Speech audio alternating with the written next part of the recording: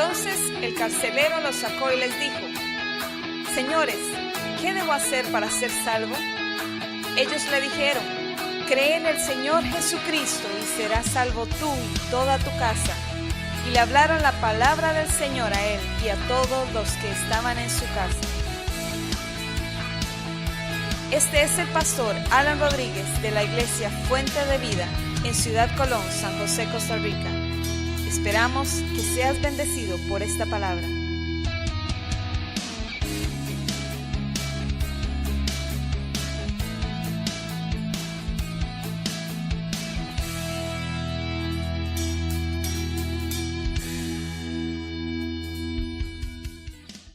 Les voy a pedir que abran su Biblia. Primero, tenemos dos pasajes básicamente. Primera de Juan, capítulo 2, versículo 15 al 17. Dice: no améis al mundo. No améis.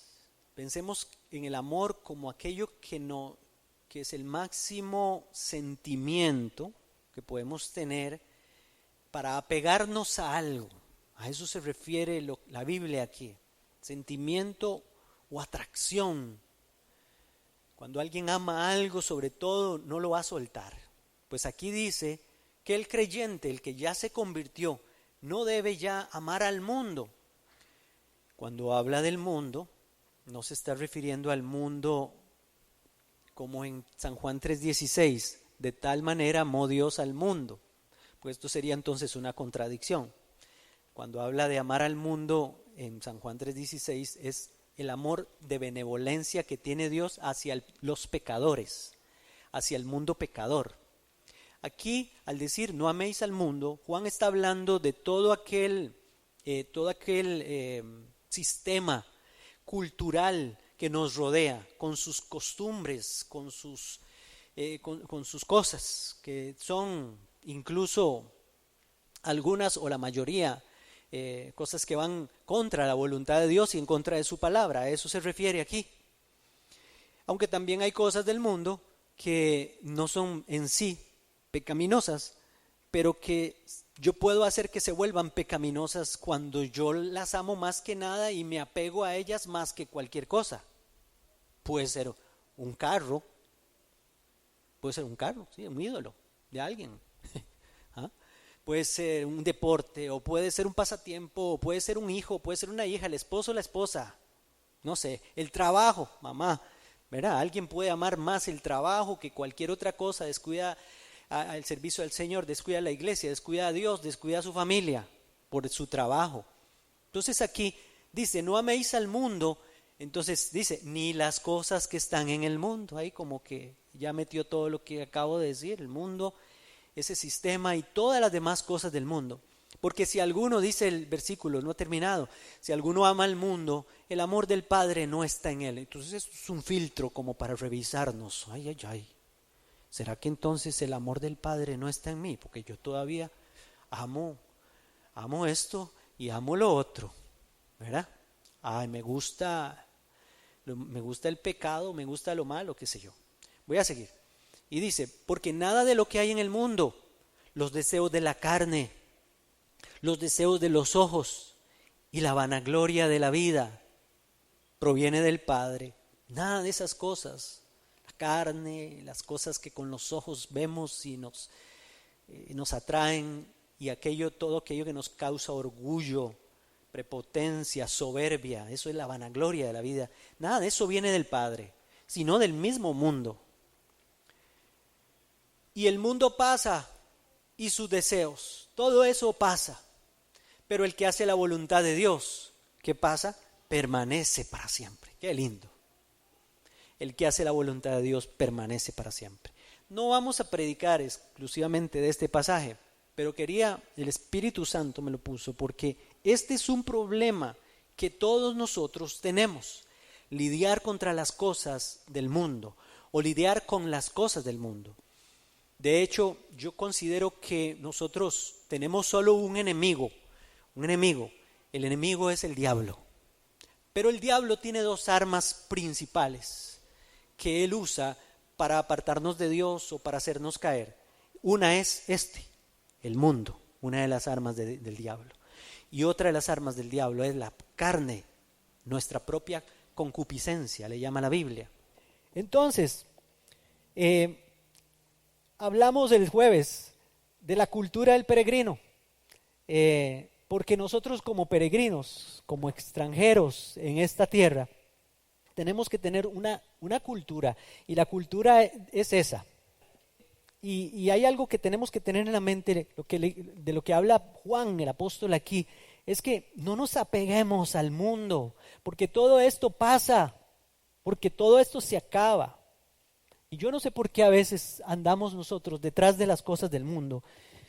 Muy feo decirlo, y es muy feo y muy grotesco el ejemplo que les voy a poner, pero a veces necesitamos ejemplos así para aprender o para examinarnos a nosotros mismos. ¿Ha visto cuando anda una perrilla ahí alborotada en el barrio? Y todos los perrillos detrás hasta se pelean y se agarran y se mordisquean entre ellos. Pues así andamos nosotros a veces detrás del mundo y peleamos y nos afanamos y nos serruchamos el piso unos a otros y nos odiamos porque queremos alcanzar, porque queremos tener, porque queremos, no sé, estamos tan apegados aquí a tantas cosas. Pero la cultura del cristiano, que es un peregrino, o sea, alguien que está de paso aquí, tiene que ser enfocado allá, nada de lo que hay aquí me lo voy a llevar, nada de lo que hay aquí es eterno. Las cosas que se ven, dice la Biblia, son pasajeras, pero las que no se ven, que son las que están allá, son eternas. En esas tenemos que poner la mirada. Acuérdense Colosenses capítulo 3 versículo 1. Pongan la mira en las cosas de arriba, no en las de la tierra. Está bien que tengamos un carro, que tengamos una casa, que queramos pasear, que tengamos un trabajo, que queramos tener ropita bonita, etcétera, pero que eso no sea la prioridad ni la razón para vivir o para morir. Entonces, les ponía la ilustración del progreso del peregrino, el libro de John Bunyan. No sé, les mandé el link de la, ¿cómo se llama? De la película en dibujos animados y todo, por si querían verla. No sé si la vieron o por lo menos vieron una parte. Pero es muy interesante el ejemplo de aquel hombre que sale de la ciudad de la destrucción en ese libro, que es una alegoría. Si se lo pueden leer, léanselo todavía mejor.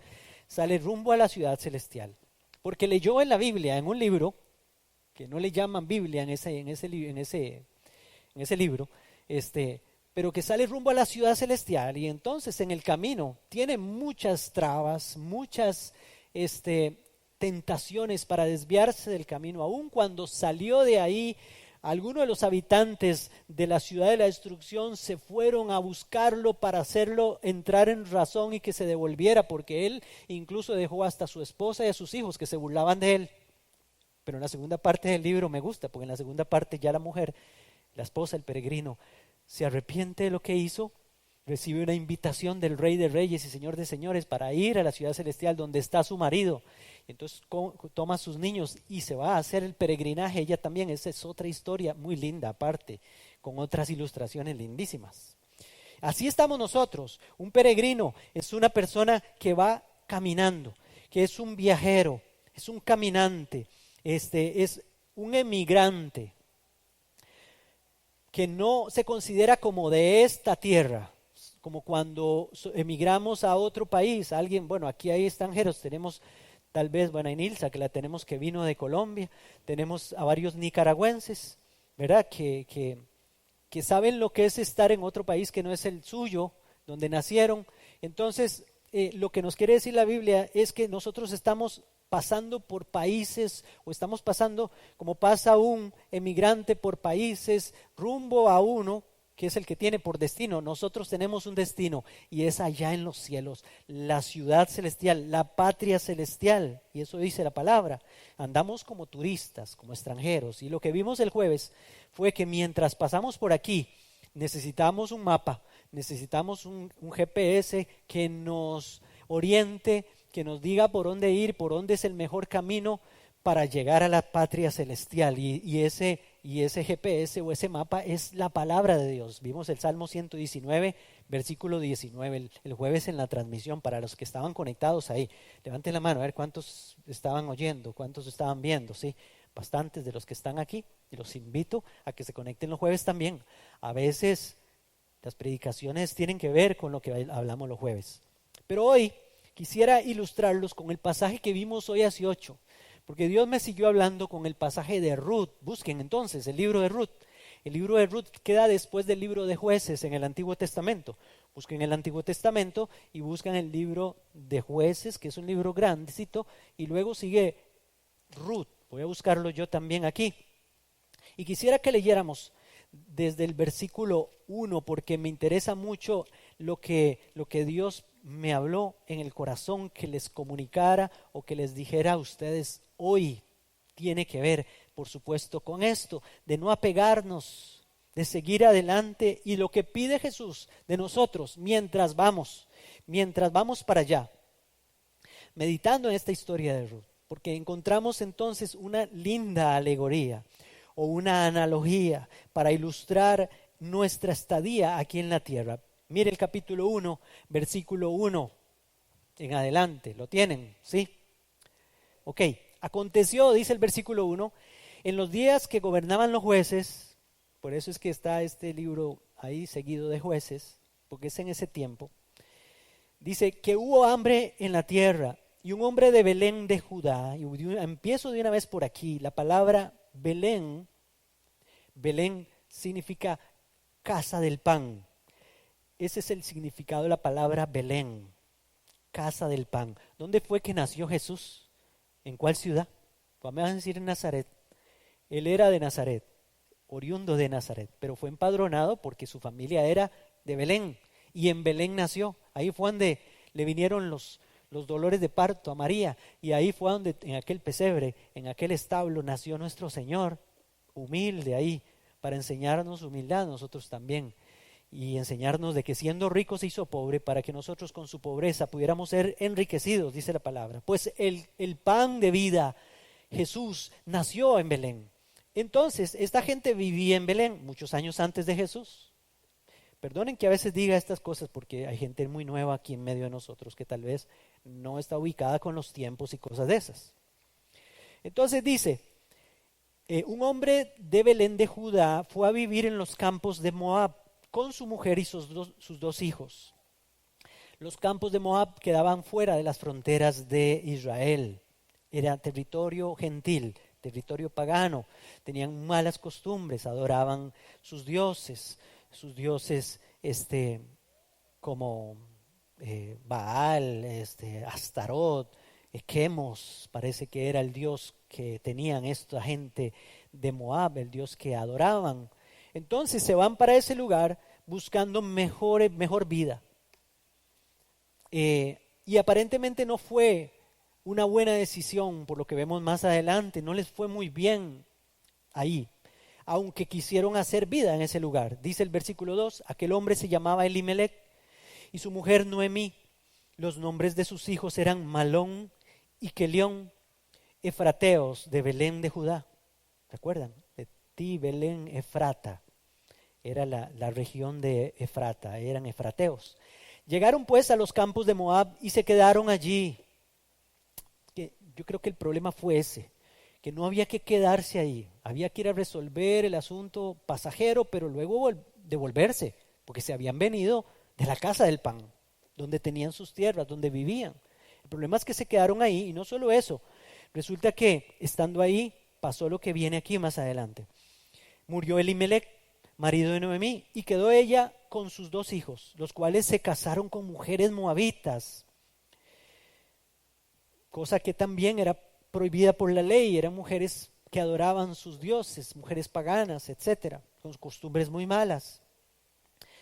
Y entonces se casaron con mujeres moabitas, y destaca que una se llamaba Orfa y la otra se llamaba Ruth, y habitaron allí unos 10 años. ¿Ve? ¿Se da cuenta? Se quedaron bastante, y no solo eso, sino que hicieron vida casándose y todo. El asunto es que murieron, dice el versículo 5, murieron también los dos muchachos estos, Malón y Kelión, quedando así la mujer desamparada, la mujer es Noemí, sin sus dos hijos y sin su marido. Moab entonces es un lugar que mata. Moab aquí es un lugar que desintegra a las familias. Moab es un lugar, representa un lugar donde se movió esta familia, pero si lo vemos espiritualmente hablando o analógicamente hablando, es un lugar que no trajo lo mejor, no trajo bienestar a esta familia. Bueno, pues oyó entonces, versículo 6, Noemí algo, dice, entonces se puso en marcha Noemí con sus nueras y regresó a los campos de Moab, porque oyó en el campo de Moab que Jehová había visitado a su pueblo para darle pan. Ya eso es en Belén. Salió pues del lugar donde había estado y con ella sus dos nueras y comenzaron a caminar para regresar a la tierra de Judá. Vea, ya van caminando. Las dos nueras con ella. Una nuera y la otra sí era. Vamos a ver. Dice, y Noemí dijo a sus dos nueras, le viene y les ofrece, andad, volveos cada una a casa de su madre, que Jehová tenga de vosotras misericordia, como la habéis tenido vosotras conmigo y con los que murieron. Os conceda Jehová que halléis descanso cada una en la casa de su marido. Luego las besó. Pero ellas, alzando su voz y llorando, le dijeron, ciertamente nosotras iremos contigo a tu pueblo. Ya, mire, las dos tomando esa decisión, iban caminando. Noemí volvió a insistir, regresad, hijas mías, ¿para qué vendríais conmigo? ¿Acaso tengo yo más hijos que en el vientre que puedan ser vuestros maridos? Regresad, hijas mías, marchaos, porque ya soy demasiado vieja para tener marido, y aunque dijera, todavía tengo esperanzas, y esta misma noche estuviera con algún marido, y aún diera a luz hijos, ¿los esperaríais vosotras hasta que fueran grandes? ¿Os quedaríais sin casar por amor a ellos? No, hijas mías. Lo que está diciendo Noemí es que según la ley, según la costumbre, la ley, si en una familia un hijo o uno de los hermanos tenía mujer, pero él moría, por derecho y por costumbre y por la ley, el hermano que seguía se casaba con esa mujer. Y si él moría, el otro que seguía se casaba. Pueden leer en los evangelios, hay un ejemplo de eso. Entonces él lo está diciendo ella, les está diciendo ella eso. Bueno, aunque tuviera hijos ahora, ustedes se esperarían a que crezcan para casarse con ellos. Imagínense, tal vez tuvieran 30 años estas muchachas, esperarse 20 años para casarse con ellos, ya iban a tener entonces, no sé, 60, 50 años, no, jamás, ¿verdad? Eso es lo que les está diciendo. Bueno, dice el versículo 13, ¿los esperaríais vosotras hasta que fueran grandes? ¿Os quedaríais sin casar por amor a ellos? No, hijas mías, mayor amargura tengo yo que vosotras, pues la mano de Jehová se ha levantado contra mí. Alzaron ellas otra vez su voz y lloraron. Orfa besó a su suegra, pero Ruth se quedó con ella. Y tenemos una, y de esa fue la que hablamos hace 8 días, que se devolvió. Pero Ruth se quedó con ella, y eso fue lo que resaltamos, las cualidades que tuvo esta mujer para ser imitadores de esas cualidades. Escúchenlo en YouTube, la predicación, si no vinieron. Hoy no vamos a hablar de esas cualidades de ella, sino cosas que pide Dios de nosotros. Tenemos 2 ciudadanías, hermanos. Una ciudadanía nuestra es Moab, aquí, el mundo, donde vivimos. Así eran Orfa y Ruth, que nacieron en esta tierra. Una representa el mundo o lo mundano y la otra representa el cristiano que quiere tener otra nacionalidad. Y en eso vamos a estar meditando en los versículos que siguen, porque dicen, versículo 14, alzaron ellas otra vez su voz y lloraron. Orfa besó a su suegra, Ruth se quedó con ella. El versículo 15, Noemí dijo, mira, tu cuñada ha regresado a su pueblo y a sus dioses. Ve tú tras ella. Ruth respondió, no me ruegues que te deje y me aparte de ti, porque a donde quiera que vayas, iré yo, y donde quiera que vivas, viviré. Tu pueblo será mi pueblo, y tu Dios, mi Dios. Donde tú mueras, moriré yo, y allí seré sepultada. Traiga Jehová sobre mí el peor de los castigos, si no es solo la muerte lo que hará separación entre nosotras dos. Y lo que quiero resaltar el día de hoy aquí es que Noemí regresa a la casa del pan en Belén, a donde pertenece. Y como sus dos nueras habitantes de Moab deciden salir con ella hacia Belén. Sin embargo, la historia da un cambio cuando Noemí les propone volverse a su tierra y a sus familias y a sus dioses. Orfa tomó la decisión de devolverse, aunque con lágrimas de cocodrilo, y no continuar hacia la casa del pan. Pero esa es la vida, somos ciudadanos de este mundo. Nacimos en Moab, ¿verdad? Nacimos aquí, siguiendo las costumbres de aquí, siguiendo los dioses de aquí, todas las cosas que nos enseñó este mundo desde que nacimos. Y viene uno a invitarnos, y vino ese a invitarnos naciendo en Belén, y ese es Jesús. Irrumpió en nuestro Moab para luego devolvernos otra vez a su casa, invitarnos a su tierra, a su propia tierra. Eso sí, entonces hay que tomar decisiones y seguramente hasta lágrimas tenemos que derramar mientras caminamos hacia la casa del pan, como están ellas haciendo, derramando lágrimas, porque Ruth creo que también derramó lágrimas porque estaba renunciando a lo que siempre había tenido, y a su mamá, y a su papá, y a su familia. Se murió su esposo, pero dejó todo allá. Leímos el pasaje y hay 4 decisiones que quiero resaltar aquí, que nosotros como creyentes, como ciudadanos que estamos de paso por aquí, como peregrinos, tenemos que tener en nuestra mente para que tengamos una cultura de peregrinos, Lo que yo vaya a estudiar en esta tierra para vivir de lo que yo estudie en mi profesión, el oficio que yo aprenda, nada más tiene que ser un medio para sostenerme y para vivir mientras paso por aquí, pero no debe ser a lo que yo tengo que apegarme mientras estoy aquí. Lo primero que aprendo aquí es que donde quiera que tú fueres, Señor Jesús, iré yo. Es que esta declaración que hizo esta Ruth, es la declaración que todos los que quieren ser, los que quieren nacer de nuevo y los que quieren ir a la patria celestial con el Señor, tienen que hacerla. Esta es una declaración que todos nosotros como cristianos tiene que salir de nuestro corazón, de nuestro interior, de peregrinos. Señor Jesús, donde quiera que tú fueres, yo iré también. Estoy dispuesto a salir de Moab y seguirte en tu caminar, aunque en el camino se vayan a burlar de mí e incluso me aborrezcan por lo que estoy haciendo. Porque yo me imagino que quién sabe cuánto tuvieron que haber hablado de Ruth por irse detrás de la suegra. Aunque tenga que dejar mi propia familia, Jesús nos enseñó eso. El que ama a su papá y a su mamá más que a mí no es digno de mí. Oiga, sus palabras duras son palabras de Jesús. El que ama a sus amigos más que a mí, porque muchos incluso no les importa la papá, la mamá y los hermanos. Pero dejar las amistades, dejar la fiestica, los amigotes y las amiguitas, ahí sí la pensé, ¿verdad? Pues en nosotros tiene que estar esta actitud que hubo en esta mujer. Donde quiera que tú fueres, iré yo. Eso fue lo primero que le dijo esta Ruth a Noemí, y es lo primero que tenemos que decirle al Señor, que vino aquí como el pan de vida para llevarnos a su casa. Lo segundo que vemos es que le dijo, donde quiera que tú vivas, viviré yo. Estoy dispuesto, Señor, lo tenemos que decir a Él, estoy dispuesto a cambiar mi nacionalidad y renunciar a este mundo, eso es. Y a entender que ahora ya no soy del reino de las tinieblas, ahora soy del reino de la luz. Ahora soy de otro reino.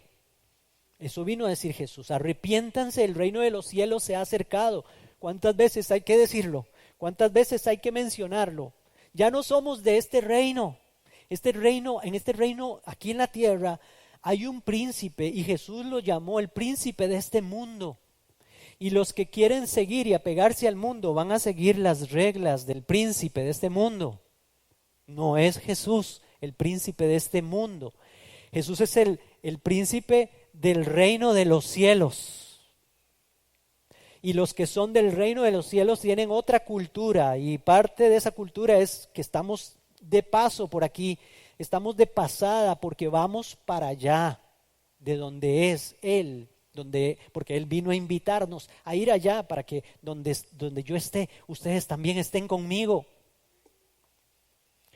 Usen el trabajo todos los días, úsenlo y denle gracias a Dios por el trabajo, pero no dejen que el trabajo los use.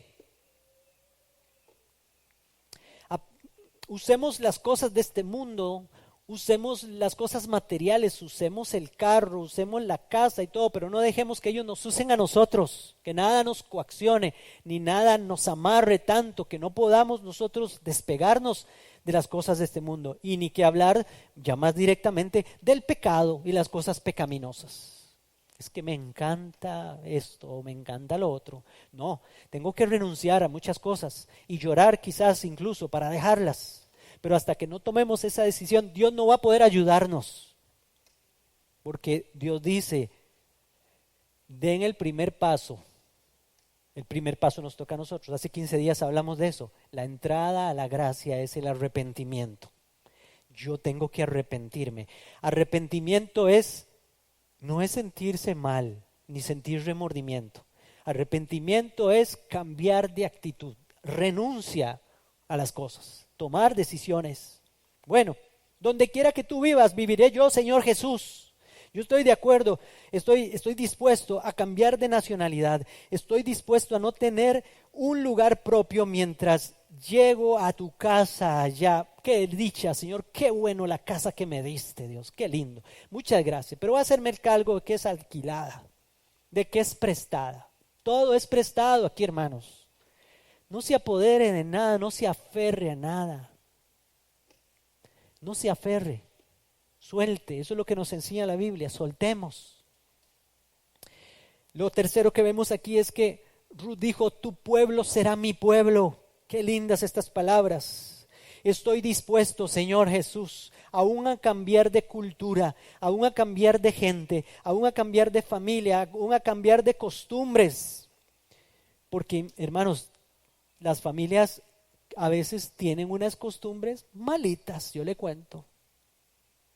Yo lo digo por experiencia propia.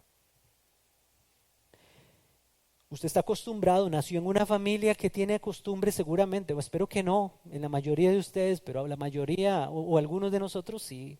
En mi familia yo tuve que cortar un montón de cosas, cortar con un montón de costumbres, cortar con un montón de situaciones que se traían y que se venían arrastrando y que los incluso caracteriza a esas familias.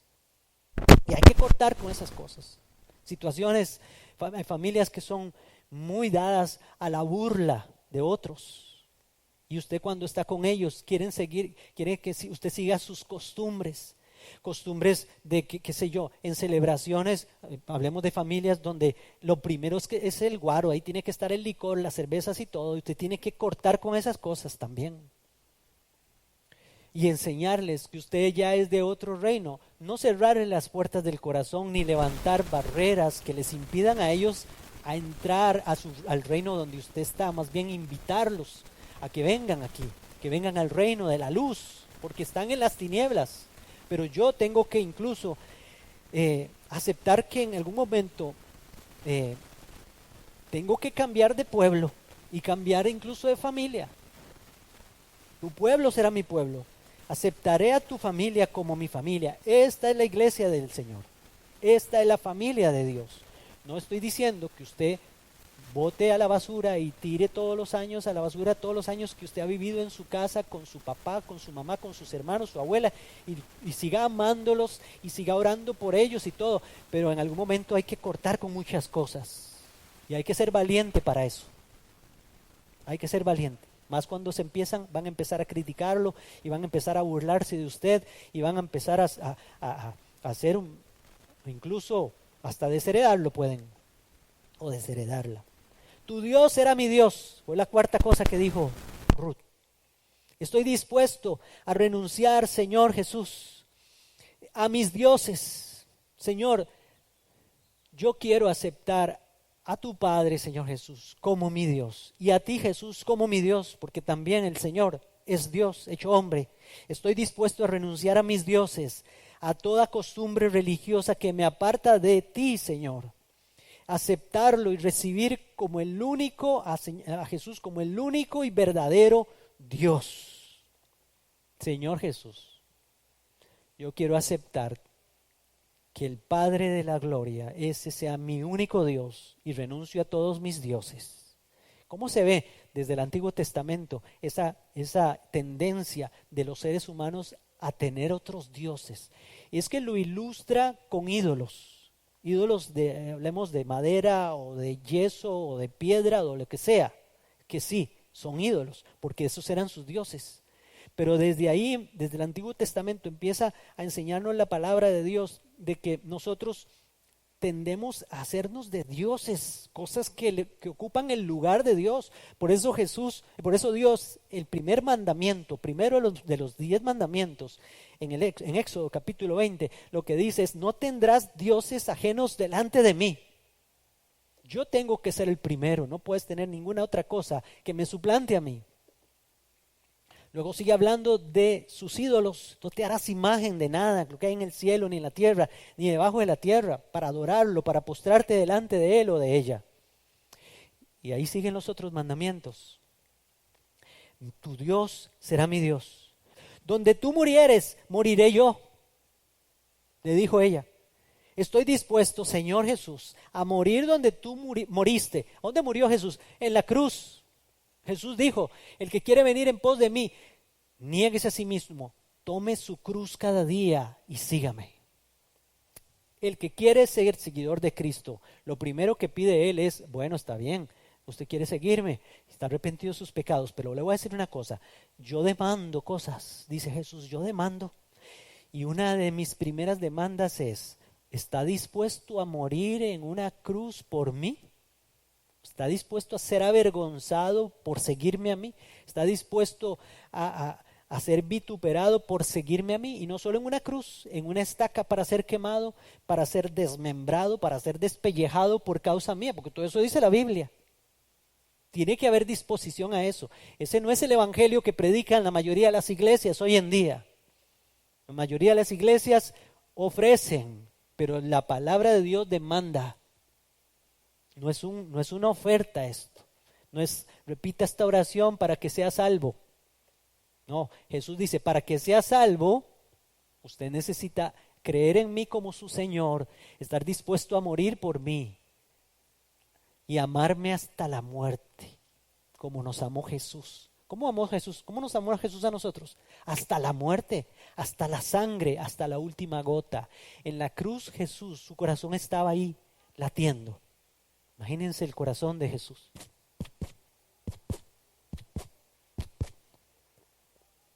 Y en sus heridas estaban, de sus heridas brotaba sangre. Y entre más sangre pierda y más sangre le falta, su corazón más se acelera. Eso pasa con una persona que está muriendo desangrada. Si le cortan la yugular o no sé, y se está desangrando, su corazón empieza a bombear porque necesita rellenar todo su cuerpo, todas sus arterias, pero falta, y entonces empieza a latir más fuerte hasta que no quedó nada, bombeó toda la sangre. Jesús botó de su cuerpo brotó hasta la última gota por usted y por mí. Así yo tengo que estar dispuesto a que de mi cuerpo brote hasta la última gota de sangre, de sudor y de lágrimas, porque Él lo hizo por mí. Yo quiero hacerlo también por Él. Eso quiere el Señor de nosotros. Por eso dice aquí: donde tú mueras, moriré yo. Estoy dispuesto, Jesús, de cualquier forma. Si es por seguirte, quiero honrarte. Y es que lo más lindo, hermanos, en la Biblia, cuando usted ve a los apóstoles que los latigaron ahí en el libro de los Hechos, les dieron, los vituperaron, los mandaron para la casa bien apaleados. Y cuando llegaron donde estaba la iglesia reunida, no llegaron ahí: hermanos, no, qué duro ser cristiano. Ay, mamá, no, hágame algo, póngame algo ahí. Llévenme a la clínica. No, yo creo que yo voy a considerar este camino. No, hermanos, la Biblia dice que llegaron alegres donde estaban los otros. Llegaron alegres. ¿Por qué? Porque Jesús les dijo en las bienaventuranzas, les voy a decir una cosa, bienaventurados sois vosotros cuando por mi nombre los insulten, los golpeen, los apalen a ustedes. Esa va a ser la mayor prueba de que ustedes son mis hijos, porque por mí están sufriendo por mí. Entonces ellos llegaron contentos diciendo, sí, somos cristianos de verdad, no nos quieren y nos quieren exterminar. Estaban orgullosos de haber sufrido por causa de Cristo, dice la Biblia. Qué lindo eso. Entonces, ese es el mayor honor que puede tener un cristiano. El día de la graduación, o el mejor día de graduación de un creyente, es cuando muere por su Señor. Eso es lo máximo. Por eso Pablo dice, cuando está en segunda de Timoteo, por ahí del capítulo 4, dice, he corrido la carrera, he peleado la batalla, he guardado la fe.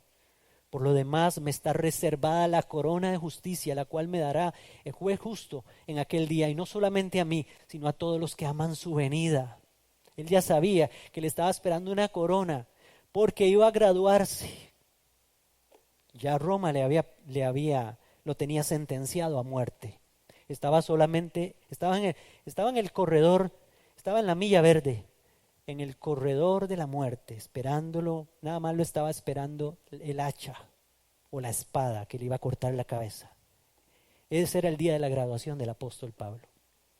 Estaba orgulloso de eso. Qué lindo, hermanos. Tenemos que estar dispuestos hasta eso. Qué bueno que alguien se lo está diciendo hoy a usted. Porque esa es la vida cristiana. Por eso es que nuestros primeros hermanos en el primer siglo morían en el Coliseo romano. Dice la historia que morían ahí, cantando.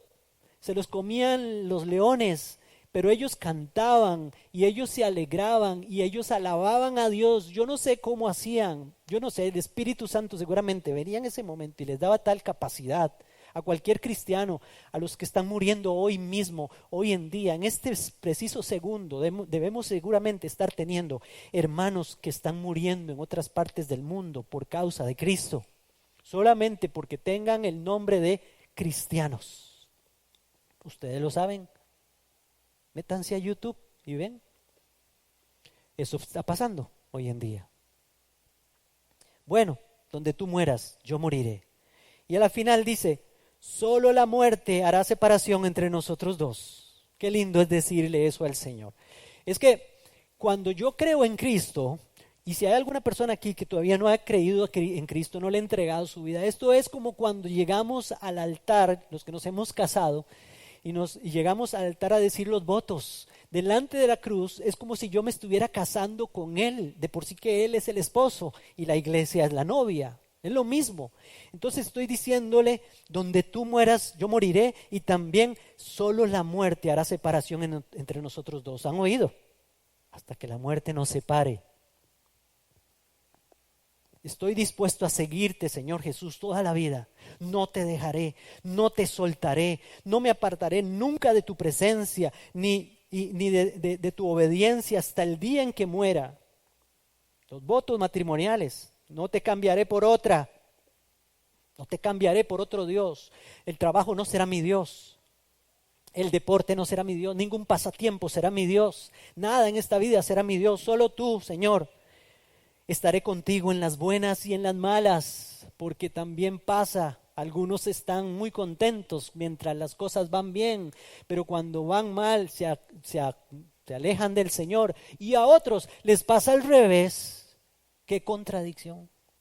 Vienen a la iglesia cuando les están llevando palo y entonces claman y lloran y piden y todo el asunto. Se les arregla el problema y las cosas empiezan a ir bien y otra vez, hasta luego, se arregló el problema. Si te vi ni me acuerdo, Señor. Como les decía a un de estos, le dicen al Señor, Señor, hasta el próximo problema, hasta la próxima enfermedad, hasta la próxima carencia, Señor, nos vemos. Puse el ejemplo eso fue una transmisión, el ejemplo de los funerales, cuando vamos a un funeral, allá mi familia en Cartago, hacemos broma con eso, mis primos y eso, somos muy jocosos en la familia. Y entonces después de que termina el funeral, lo que decimos, bueno, hasta el próximo funeral, hasta el próximo muerto, nos vemos. Así muchos le decimos al Señor. Esa experiencia comienza frente a la cruz del Calvario. Ahí es donde comienza la vida matrimonial con el Señor Jesús. Es donde hacemos nuestros votos. Y esa debe ser la cultura del peregrino. Estas cosas con Dios. Prometerle estas cosas a Él y decirle, Señor, ahora yo acepto tu reino como mi reino, tu pueblo como mi pueblo. No te dejaré nunca, te seguiré a donde quiera que vayas, Señor, hasta que la muerte, por decirlo de alguna forma, la muerte física nos separe, ¿verdad? Como dice uno aquí en la tierra cuando hace sus votos, pero ni la muerte nos va a separar de Él, más bien la muerte va a ser el medio para llegar a su presencia.